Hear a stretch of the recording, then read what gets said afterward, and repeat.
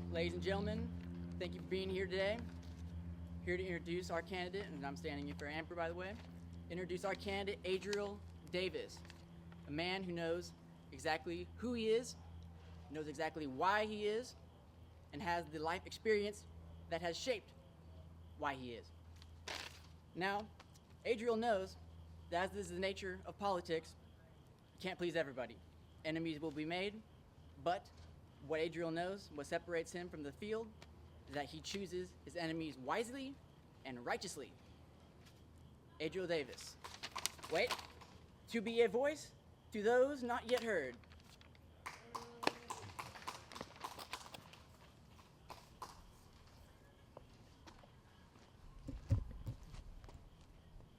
Hello everyone, my name is Adriel Davis. Thank you for that introduction, and I'd like to thank everyone else for coming out here today. So we're standing right in front of my law office.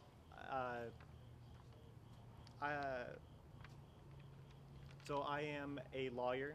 I have served 8 years as a lawyer, and I served 8 years in the Marine Corps as a judge advocate, and that has led me to my aspirations for a political career because I saw so many people suffer under terrible systems that did not, such as the prison system, that did not allow them to escape their harmful situations, but rather put them back into the prison system. And one of my policies will be to work towards strong prison reform that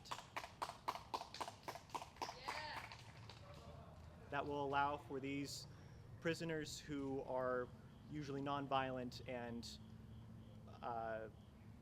you don't have a major history of landing themselves back in, to find a way to move out of it without getting pushed back into the system.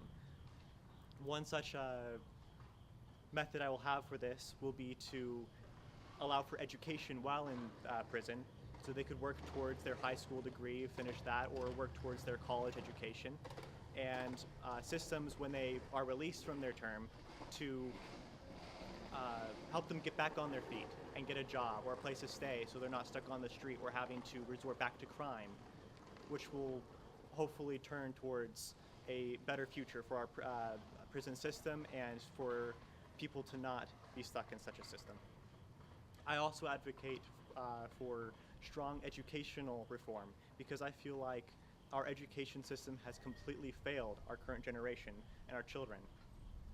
They do not know what they need to know to function in today's society.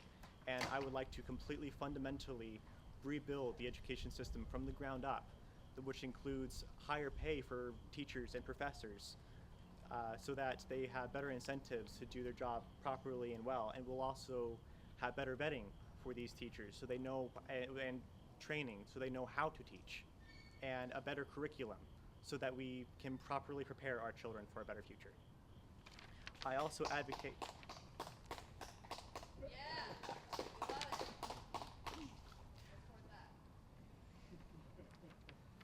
advocate for gun freedom. I understand that there are many terrible things that are happening today in our country with gun violence, and of course we want to try to mitigate that as much as humanly possible because this cannot go on. At the same time, the First Amendment right, the Fourth Amendment right is very important to this nation, and we need to protect it as much as possible, just as our founding fathers intended.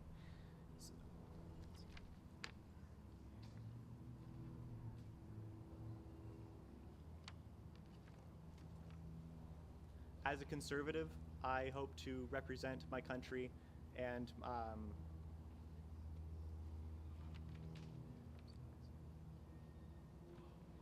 I am family oriented, and I care about the families of everyone around me, just as I care about the education. I want everyone to have the best opportunity at success as humanly possible. I have time for any questions. What would you say to the people who argue that advocating for gun freedom is going to lead to a less safe environment for children in schools? That's a good question, thank you. I would say that gun violence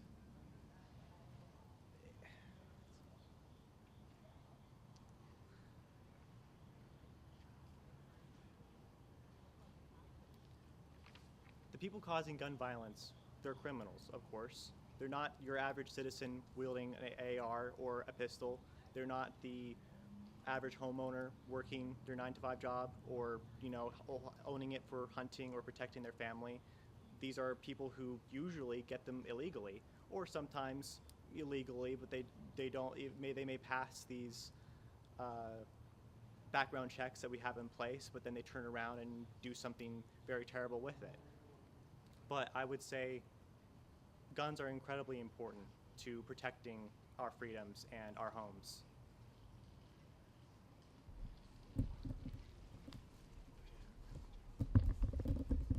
Hello. You said you wanted a better curriculum for schooling. What would that accumulated be of, and how would you make it better for our children? So how would you make our curriculum better?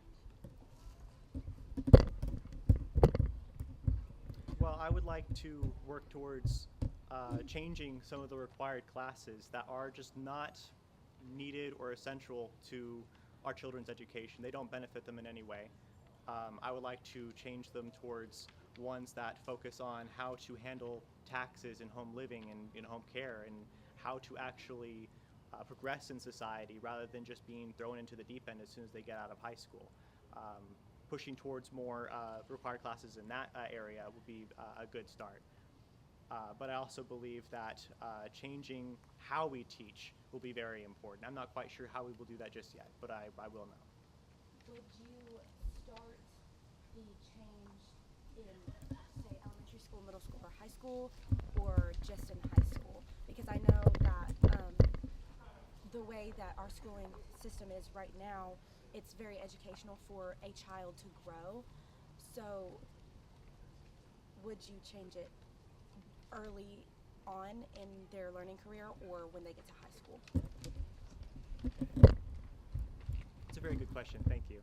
I believe that changing it on the elementary school side first and going up would be a very good method because we need those children in their early learning stage to get this information properly and not just be given things that won't help them in their future educational career. So that's a good question. Thank you. All right. So earlier on when you were speaking, you referred to the right to bear arms as the Fourth Amendment. I can understand the miscommunication there. However, on the Second Amendment topic, I would like to ask, do you advocate for getting a concealed carry license, the enhanced concealed carry or the normal concealed carry, or do you abide more by Tennessee's so-called constitutional carry? Excellent question, and thank you for calling me out on that. I'm quite nervous up here today. I apologize that I didn't misspeak on that. I do advocate for a concealed carry. I think it's a good law we have here in Tennessee. I do not want to change that at all. I want that to be very much state level. Each state gets to determine what they want to do with that. I believe that is very constitutional. Yes, I believe concealed carrying with the proper background checks and all these safety requirements handled properly, and you are a working, sane citizen. I think it's a very important thing to have.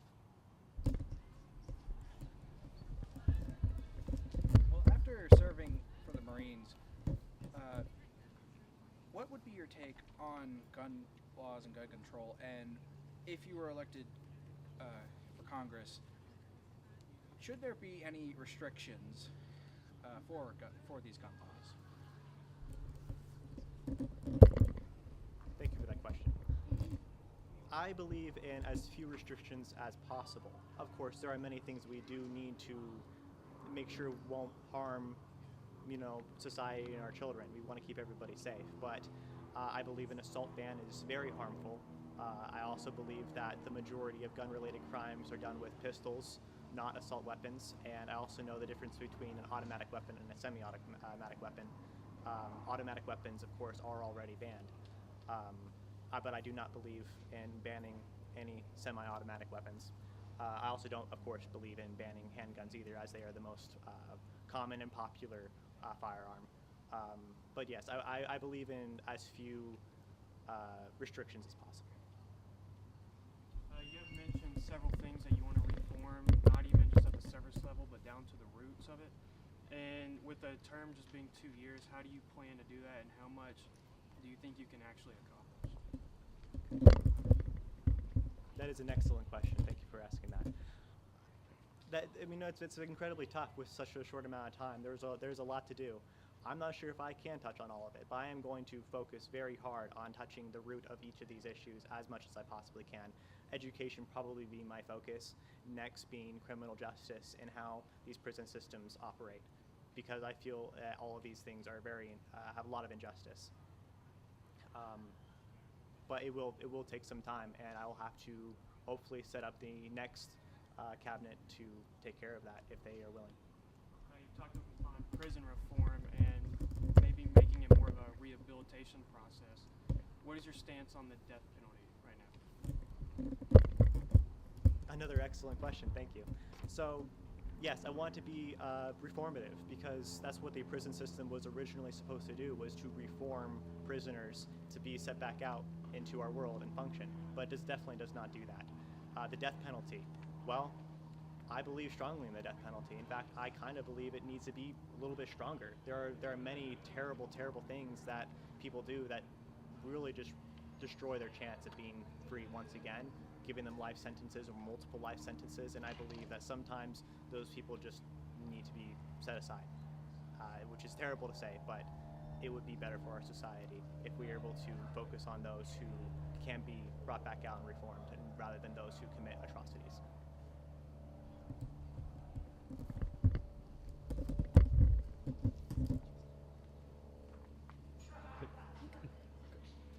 Switching gears a little bit, going into the education side here, what is your opinion on the teacher shortage, and how would you fix it? I know that right now teachers are required to take a praxis exam in order to become a teacher, a full teacher, and not just assistant. Would you consider taking the praxis away, or would you go a different route with that to try and fill the gaps in our education system? Excellent question, thank you. Well, as I mentioned before, I did notice is that it is one of our biggest issues right now. We have a lack of teachers, a lack of quality in teachers. It's very hard to find, we can't have a good education without good teachers. So one such method I would like to take is higher pay, because they're not paid very well at all. But I'm not quite sure about the praxis. I would like to reform that too a little bit, and have a new way teachers can be trained and prepared to teach these classes with new methods. It would take a little bit of time and, yes, taxpayer dollars as well, but I think it can be done and it is quite necessary to do. We've got time for one more question here. Anyone from, you can choose where do I take it? No, you had your hand up. You said you strongly believe in the death penalty. What about someone who strongly needs psychiatric help, and they genuinely don't know what they're doing is wrong? Do you still think that the death penalty is the best possible way to handle that situation? That's a good question. Well, we do have the pleading mad. If that is the issue with your case, you can plead mad because you did not know what you did was wrong, and you get put into a psychiatric ward. And I'm not saying that the death penalty should be for those people. I think that's quite a separate issue. I'm simply talking about those who've committed atrocities like raping a child, which are horrible, horrible, unbelievable atrocities, and those people just need to not be released at all or continue in the prison system. But other people who don't know what they're doing, I think there are ways we can help and reform them. Thank you, everybody.